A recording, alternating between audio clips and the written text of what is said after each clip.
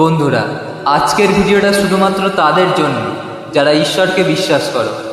বন্ধু, জীবনে যেটুকু হারিয়েছো সেটুকু নিয়ে চিন্তা করে ভেঙে পড়ার কোনো প্রয়োজন নেই, বরং তুমি জীবনে যেটুকু অর্জন করেছো সেইটুকুই নিয়েই খুশি থাকতে শেখো। জীবনে আরও কিছু কিভাবে অর্জন করা যায় সেই চিন্তা করো। যদি মনে হয় ওই জিনিসটা তো আমি পেলাম না, ওই মানুষটা তো আমার জীবনে এসেও আবার হারিয়ে গেল, তখন আমার এই কথাটা একবার ভেবে দেখো। এমন কোনো জিনিস বাবা মা কি কখনো আমাদের হাতে তুলে দেন যেটাতে আমাদের ক্ষতি হয়? কখনোই দেন না।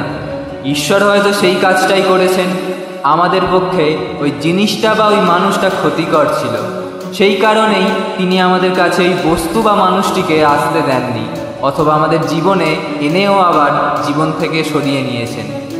জীবনে যাই পরিস্থিতি আসুক না কেন, সবসময় বিশ্বাস করবে ঈশ্বর তোমার পাশে আছেন এবং তিনি আমাদের সবসময় ভালো চান।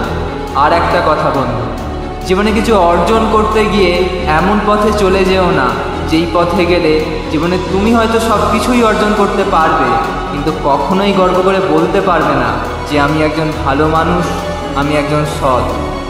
তাই বলছি বন্ধু, স্বপ্ন দেখা ছেড়ো না, নিজের লক্ষ্যের পথে হাঁটতে থাকো।